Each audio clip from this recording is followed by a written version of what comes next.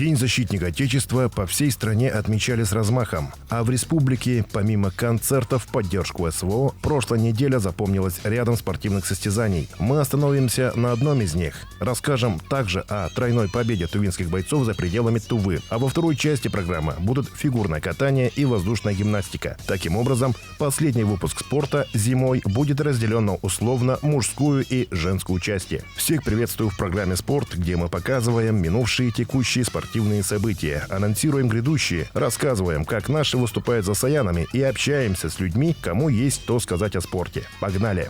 В прошлое воскресенье в спортивном комплексе «Херел» впервые состоялся открытый республиканский турнир по армейскому рукопашному бою среди молодежи до призывного возраста на призы регионального отделения «Юнармия». Сразу перейдем к делу, точнее погрузимся в тему армейского рукопашного боя.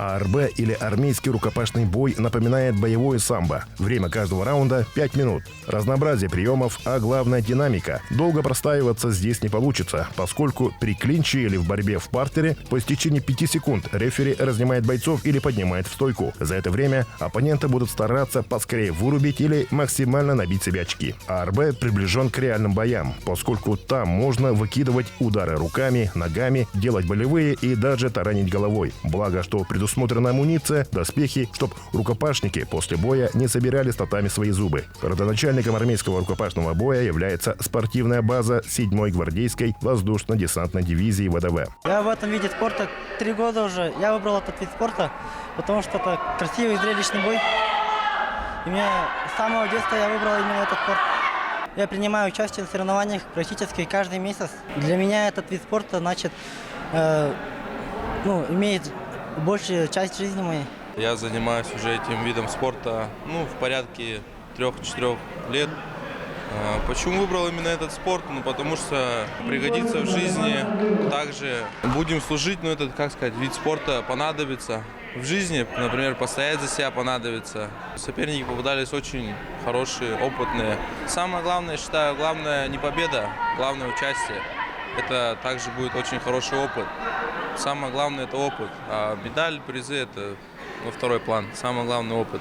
Республиканский турнир собрал и опытных спортсменов до призывного возраста, и новичков. Ставили бойцов не только по возрасту, но и по весу. И очень отрадно, что сегодня уже мы собрали около 80 детей со всей республики. Это получается юнармейцы, получается допризывная молодежь в возрасте от 14 до 18 лет, а также мужчины, получается.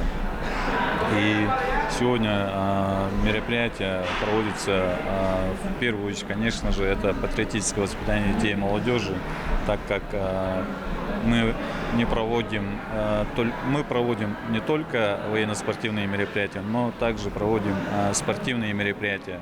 АРБ – это спорт не для всех, поскольку он относится к военно-прикладным видам спорта, в связи с чем в настоящий момент общероссийские спортивные разряды и спортивные звания возможно получать только военнослужащим с 17 лет. Иным лицам спортивные разряды не дают.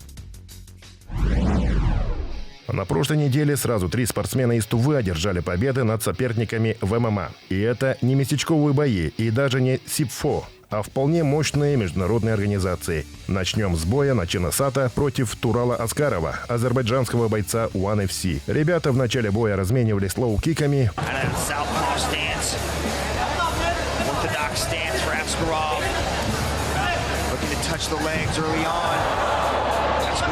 Пока Турал не сделал удачную подсечку и в ту же секунду не оказался сверху. Но Сат не дает Аскарову хозяйничать, плотно закрывая его своими железными клешнями.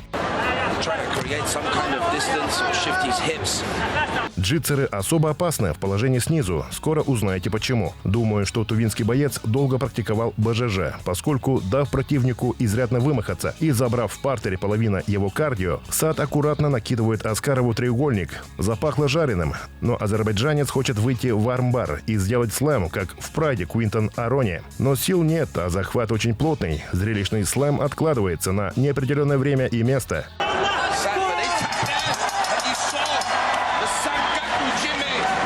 Второй бой, который мы вкратце разберем, также прошел в таком же турнире One FC. Чаян Оржак схлестнулся с афганцем Пабаром Али. Бой прошел все отведенные 3 раунда по 5 минут.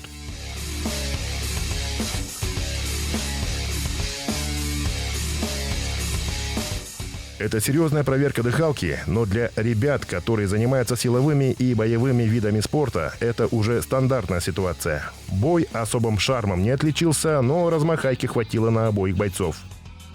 В итоге Оржак побеждает решением судей уже 2-0, и наши ведут. Decision! Чаян Оржак! Выпускайте гангстера. Тумер Андар, пробивающий себе путь на вершину за счет своей физухи, боевой ментальности и чувства юмора, встретился с казахом Багашаром Караласовым на вечере промоушена Fight Nights в Москве. Здесь Тумер также отличился своим планом на бой, а план прост – давить оппонента и в стойке, и в клинче, и в партере. Он уверен в себе. Ему пора уже подгонять противников посерьезнее, а иначе в полулегком весе долго будет властвовать только один альфа. После гонга фирменный танец орла от Тумера тоже в наличии. Победа решением судей 3-0. Желаю всем бойцам, которые порадовали земляков победами на прошлой неделе, хорошо восстановиться и также показывать класс в будущих боях. Воспитанницы Федерации воздушной гимнастики недавно приехали из Новосибирска с отборочного этапа соревнований по воздушной гимнастике и пилонному спорту. Тренер девочек Ника Мангуш сама имеет богатый опыт в этом виде спорта. Эквилибрист, канатоходец, воздушная гимнастка и артистка Большого московского цирка знает, как готовить чемпионов. Я Ника Валерьевна Мангуш, президент Федерации воздушной гимнастики в Республике Тыва. Я воспитываю учениц дисциплинам акробатики и воздушной гимнастики. Дети занимаются растяжкой, гибкостью, развитием силы, упорства. В общем, они очень развитые всесторонне. Так как это у нас молодая спортивная федерация, у нас дети второй год выезжают на соревнования по воздушной гимнастике. И недавно дети съездили в составе 8 человек команда на 6-й отборочный этап по воздушной гимнастике в город Новосибирск. Выступали в 2 спортивных дисциплинах. Это воздушные полотна и воздушное кольцо в категории спорт и арт. Большинство участников на этих соревнованиях было очень много из города Томска, Тюмени, Кемерово, Новосибирск. Очень было много. Были кандидаты из Москвы, Новокузнецк, Абакан и Красноярск. Было очень много участников.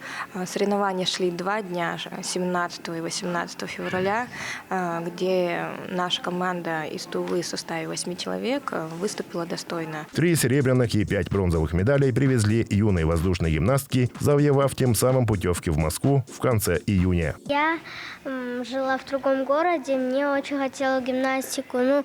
В другом городе не было там танцев, гимнастику. Сюда приехала, чтобы в гимнастику. Я долго смотрела на других девочек, мне попадались очень красивые видео. Я тоже захотела заняться этим спортом. И узнала, что в Кызыле тоже этот есть вид спорта, и пошла на воздушную гимнастику. Как спорт это вообще отлично. Всем желаю заниматься спортом. Дыхалка развивается, растяжка, спина тянется, акробатика. И на водоснарядах тоже очень много элементов тоже. Потому что это красивый вид спорта. Очень много девочек такие красивые, гибкие. Этот вид спорта очень такой, как сказать, все девочки сильные. Работать с каждым индивидуально в том плане, что не затмить, не подстроить под себя, не под свои рамки, не под свое видение, а видеть их уникальность и чувствовать, чтобы воздушная гимнастика в них, в самих детях, развивалась в унисон с их уникальностью. А пока у гимнасток подготовка к предстоящим соревнованиям в том же Новосибирске. Туда поедут 4. Пожелаем им удачи. Мы находимся в ледовом зале СК «Субэдэй», где проходит первенство Республики Тыва по фигурному катанию. Участвуют 94 спортсмена из Республики Тыва, которые занимаются у нас в клубе фигурного катания «Субэдэй». Соревнуются спортсмены в категории «Новичок», в норме «Юный фигурист» и также в разрядах 3-й юношеский, 2-й юношеский и 1-й юношеский. Спортсмены разного уровня.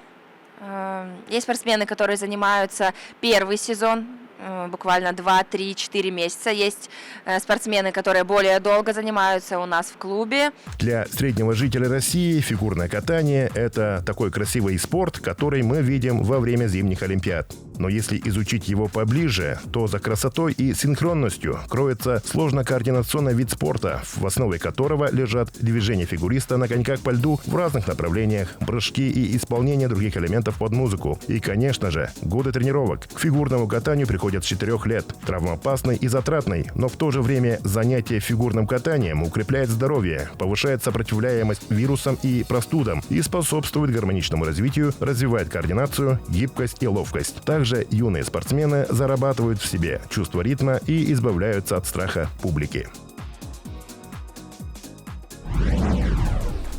Поскольку наша программа пропагандирует не только здоровый образ жизни, но и освещает развитие спорта в целом в регионе, узнаем, о чем говорили на недавней коллегии Министерства спорта Тувы.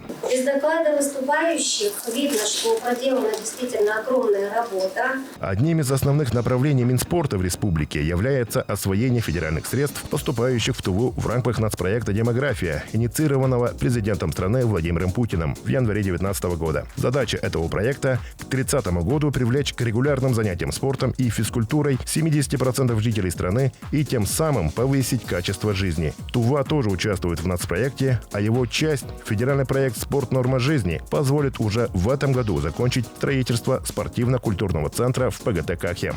У нас проект «Спорт. Норма жизни» внутри демографии. Здесь у нас приоритетом было это выделение финансовых средств на завершение коробки спортивно-культурного центра в ПГТ Кахеме. Нам мы выделяли более 230 миллионов рублей.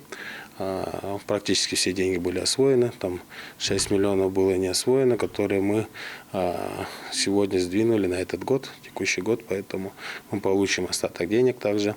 Плюс сразу сообщу, что на этот год мы получаем 534 миллиона на завершение вообще данного объекта. Поэтому завершение строительных работ у нас планируется на декабрь 2024 года. Кроме того, на текущий год министерством запланировано проведение ряда массовых спортивных событий республиканского, сибирского и всероссийского уровней. Новые масштабные чемпионаты, турниры и первенства берут свою основу из прошлогодних мероприятий. Естественно, хотелось бы, конечно, отметить это первую республиканскую спартакиаду, где у нас был очень большой охват. В 3 этапа проходили. Это сумонный уровень, кожунный уровень, а также республиканский уровень. В общем, у нас было более 42 тысяч человек охвачено на 3 этапах. На республиканском этапе у нас участвовало более 4 тысяч человек здесь. Кызыле очень массовое мероприятие, интересное. Это все-таки то, чем мы гордимся за прошлый год. Очень много всероссийских международных соревнований у нас прошло здесь, в республике. На этот год план такой же. Из самых, наверное, больших мероприятий, которые мы сейчас планируем в этом году провести, это чемпионат России по стрельбе из лука на олимпийской дистанции 70 метров. У нас здесь, в Кызыле, пройдет. Также это проведение международного турнира по спортивной борьбе на Кубок министра обороны Российской Федерации. Под эгидой СИЗМа пройдет. Это СИЗМ, это как Международный олимпийский комитет, но только военный, военных стран. Очень большое количество стран. Планируется приехать более 10 стран. Уже предварительно мы получили заявки, поэтому тоже большой вызов для нас. Если все хорошо пройдет, планируем подать заявку на проведение чемпионата мира среди военнослужащих у нас здесь, в Кызыле. Сейчас разрабатывается план проекта первой зимней спартакиады, которая пройдет в столице Тувы с 9 по 11 марта. Соревнования включают в себя зимние виды спорта, такие как лыжи, хоккей, шорт-трек и другие. Стоит отметить и о результатах работы по федеральному федеральному проекту «Бизнес-спринт» или «Я выбираю спорт», где по заключенному соглашению между Минспортом России и правительством Тувы были приобретены 2 комплекта спортивно-технологического оборудования для создания 2 умных спортивных площадок. Зимние и летние варианты этих площадок построены на базе школы номер 12 города Кызыла и в поселке Каахем. Также в канун Нового года в рамках проекта открыли новый физкультурно-спортивный зал на правом берегу Кызыла. Еще один такой зал в этом году построят в микрорайоне Цвороток, а в Шаганаре в этом году планируется строительство нового спортивного комплекса. Вот и подходит к концу зима високосного года. Хочу пожелать своим зрителям и всем любителям спорта никогда не опускать руки, биться до последнего, аккумулироваться когда надо и не упускать свой шанс. Обозревал спортивную неделю РС Мангуш, монтаж Самда Миргит. Услышимся!